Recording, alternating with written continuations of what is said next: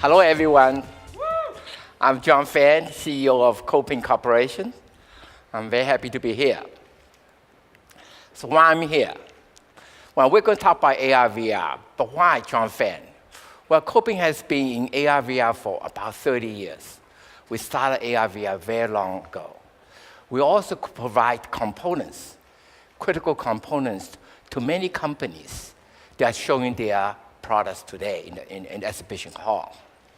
So through these 30 years, we gathered a lot of experience from military, for enterprise, for commercial applications, from consumer applications. So what I'm going today, I'm going to first talk about what do we learn and what kind of rules we think to develop the AR and VR headsets. Finally, we'll give you a few examples, successful examples that people actually make AR, VR headsets and successful about it. First of all, my CFO would like me to show this statement. It's a forward-looking statement, so don't believe anything I say. Okay, here it really starts. I think AR, VR is very important because it really represents the evolution of computers.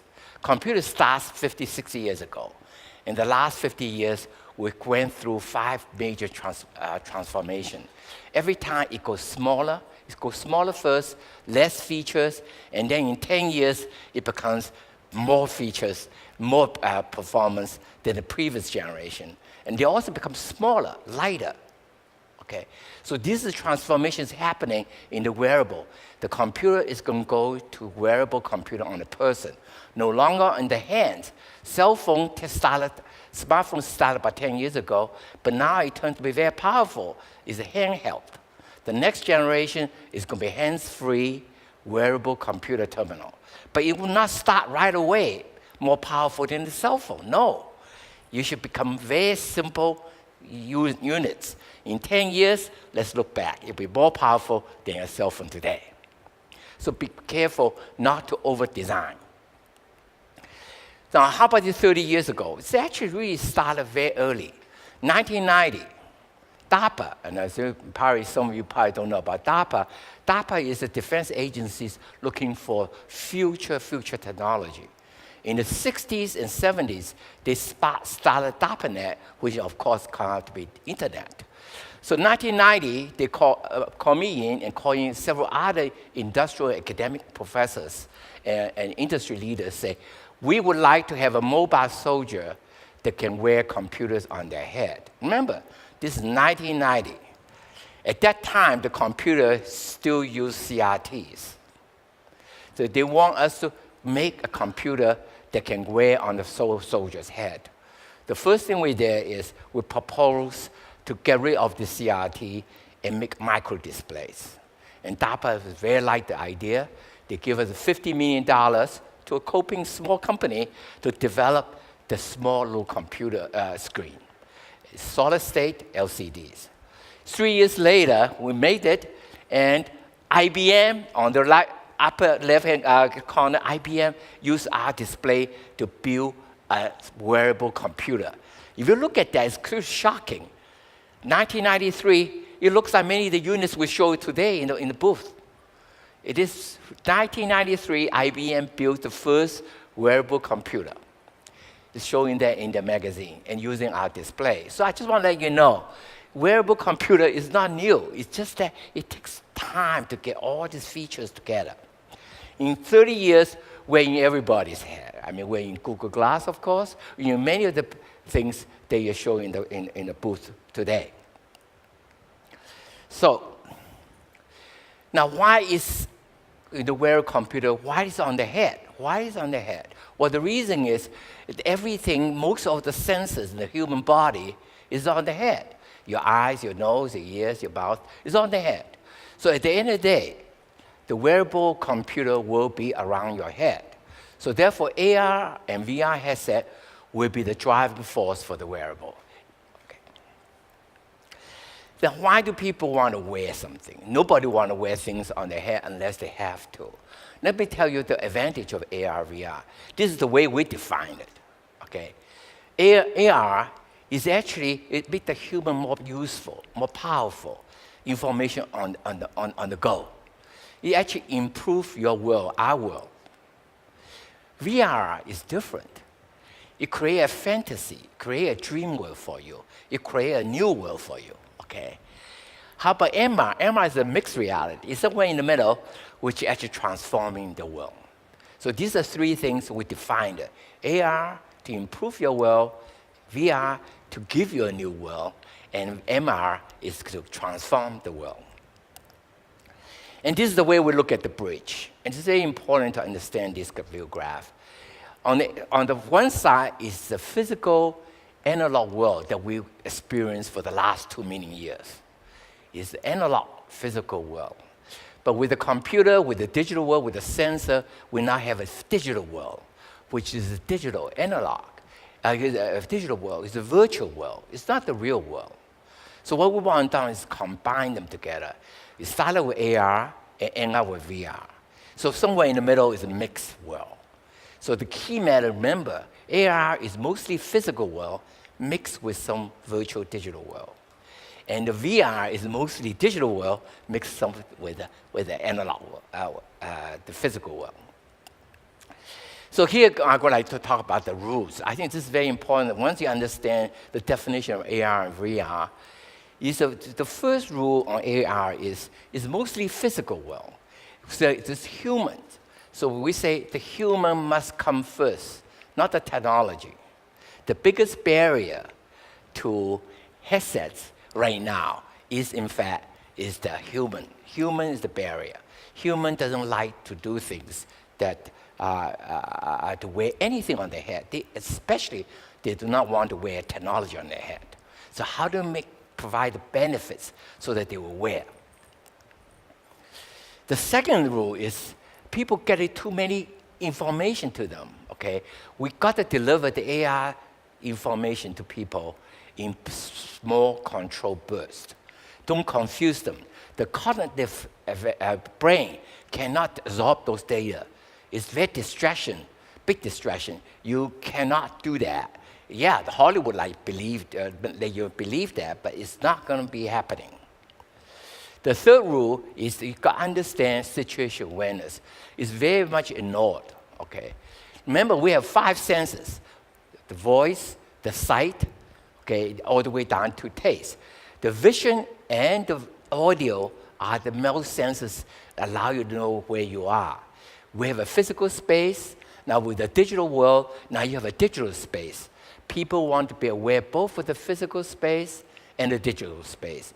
If you block them off, both of them, they cannot wear for long, they will take it off.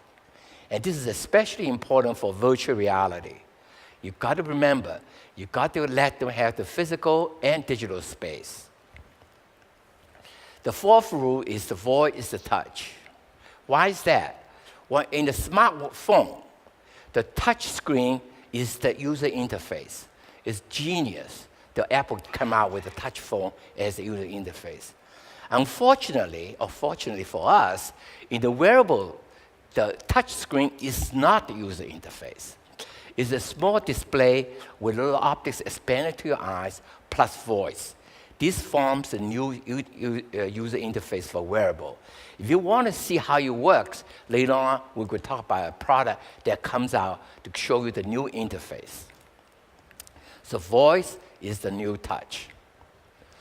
Okay, how about the benefits? Why do people want to wear AR, VR on their head, especially AR? Why do they want to do that? Here's the curve. The first things first is military. We all know that. Everything, new technology, new computer technology, you should start with the military. Then you go to enterprise. Then finally go to consumer. So the military go first because they save life, they're going to win the war, and they could train the soldiers. So they can use it first. The second one is actually, we believe, is health and fitness. Everybody want to be healthy. Why do you wear eyeglasses? Because it correct your vision. So you will wear, right? This is a health and fitness. And in enterprise, make the workers more effective, more useful. So those are the functions which the people are willing to put on their head. If you go to later on to the exhibition hall, most of the headsets now are towards enterprise for AR. And that is the right way to go. Later on, you still have fashion. Actually, we think entertainment and gaming is the less willingness. So you have to get very cheap. You have to be very, some way provide them at a very low cost. The value equation is not there. So this is our final rule. You have to design something that's good-looking, lightweight, comfortable, with real benefits. Otherwise, your headset will be a failure. Now I'm going to talk a little bit about VR. Actually, many of the benefits, many of the issues, many of the rules for VR is about the same, but they're a little bit different. So I'm going to talk about it a different way. So let me summarize. In fact, the VR will follow the same curve most of it. Human, you have to be first. You got to remember the physical world comes first. Situation awareness, voice, as well as you have to design it well. In the case of VR, as I mentioned, some of them are the same as VR, AR, but it's not. First of all, the biggest VR problem, which we think is people want to get a very large image, which is right at the end. But at this moment, if you look at a blurry image, nobody's going to look at a TV with blurry image for long. People don't understand it. Say large is big, large is good, large is not good, sharpness is good. You're trying to create a virtual world. The virtual world got to be look like a real world. That means it's sharp. Otherwise, you wear glasses, right? So people don't understand that. They say, make it big, make it big. Well, this is the biggest mistake, and I think we have to correct that. The second one is everybody tries to jam everything up on their VR headsets because they want everything. I think this is wrong. You have to be lighter. Remember, as we go, every generation computer is always lighter and smaller, lighter, more function. The cell phone today is around 5 to 6 ounces. We are now providing people headsets on their head, 20 ounces, 15 ounces. It's going the wrong way. We wear something heavier than the cell phone. No computer transformation has like that. Every time it's smaller, smaller, smaller, lighter. Now we're actually going the wrong way. You got to do it differently. You also make it fashion. Remember, why is Apple phone successful? It's very nicely designed. Okay. The third rule is that everybody wants the virtual world look like a real world. Sure, someday it may be that. Right now, let's focus to vertical applications that people are useful today. Don't make a terminal, you think, that can be applied for everybody. Not today. Maybe 10 years from now, we'll look back and say, oh, we have it. But today, let's for localized applications.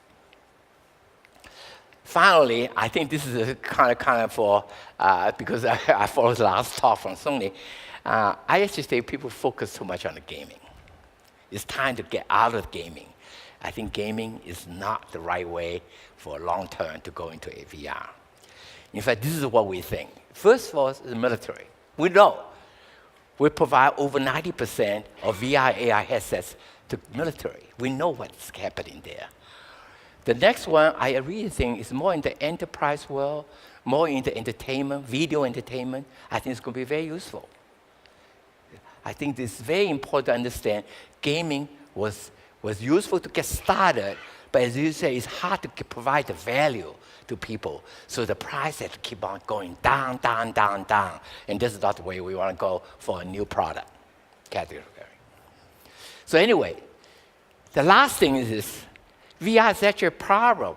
You close off your situation awareness. So the more you enclose it, the more you immersive, you have to find a new way, a clever way to protect the physical space and digital space for people. Otherwise, people will not wear more than 20 minutes. And that is one thing that people are not paying attention to it. The situation awareness must be given. So I just to say, these are the common mistakes. In some way, you can reverse that into a rules. So we just have to make sure if you don't design the headset at this phase, maybe 10 years from now, it's a little bit different. Right now, we're entering this new phase. We have to be very careful about this. Let me give you some examples. Okay, follow. This is the F-35 helmet. This is the world's most successful, most advanced AR helmet in the world. Okay, the pilot wears this. I don't want to tell you how much it costs. In the front is a see-through. The images is projected onto the visor. You can see 360 degrees around you. You can see it's dark. It's at nighttime. He's always situation aware. He get all the outside real world from images. He's situation aware all the time. He's audio aware of all the time. It's audio communication all the time.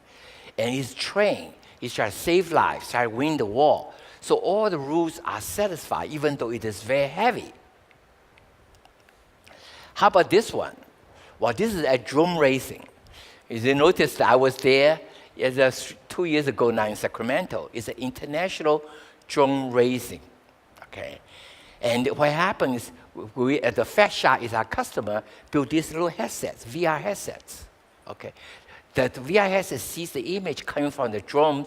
There's a sensor, there's a camera mounted on the drones, and the drones run around 100 miles an hour. So this is the only way they can control it. We call them pilots. These pilots control the drones, and you can go race. You probably can see them on TV. And you notice on the left-hand side bottom, there is the international champion that year, it's a couple of years ago, from Australia, Chet. So he was playing with me. He's holding his drums and now holding his trophy. So that was very successful. I think Fat Shop make a very big success out of drone racing. Then there are many other examples. I don't have time to talk about it. But today, we just announced what we call the smart screen. The smart screen is actually using the principle we have. Try to strip everything function as much away from the headset as possible. In other words, we have this word called minimum viable product, MVP. How can you strip everything out so that it's lightest on your head? MVP is what we strive for.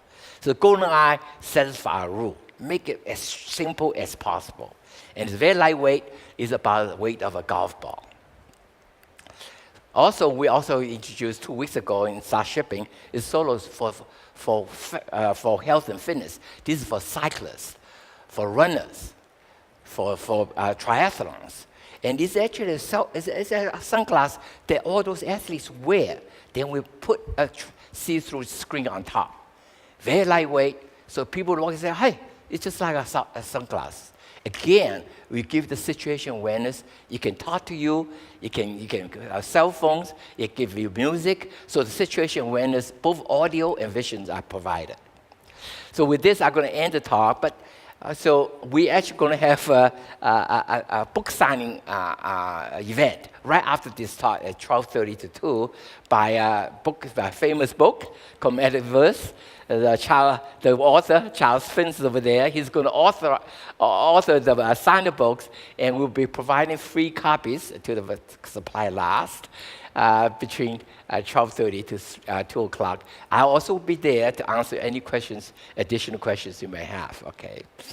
So you come to our booth, which is this book signing, starting at 12:30, 313, and we'll also show a lot of exhibits there.